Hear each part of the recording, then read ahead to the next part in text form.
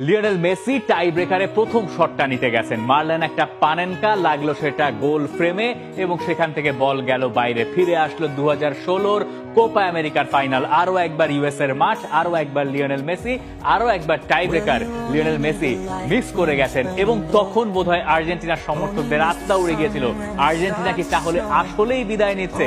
এরকম একটা সমীকরণের সামনে দাঁড়িয়ে গিয়েছিল আর্জেন্টিনার এবারের কোপা আমেরিকার ভাগ্য। এই ইকুয়েডরের গোলকিপার আলেকজান্ডার ডোমিঙ্গেজ তিনি লিওনেল মেসিকে জড়িয়েও নিয়েছিলেন, কারণ তিনিও বুঝতে পারছিলেন মেসির মনের অবস্থা এবং তিনিও আজ করতে পারছিলেন তার দলের সামনে এখন জয়ের সুবর্ণ সুযোগ আছে। কিন্তু দিন শেষে আর এই গোলকিপার নায়ক হয়ে যেতে পারেন নাই, কারণ অন্য পাশে আছেন এমন এক গোলকিপার যার নামের সঙ্গে আপনি দৈত্য শব্দটা লাগিয়ে দিতে পারেন। মেন্টালিটি মনস্টার, এই শব্দটা মূলত ব্যবহার করেন সাবেক লিভারপুল কোচ ইয়র্গেন ক্লপ। এই শব্দটা খুব ভালো মতো ব্যবহার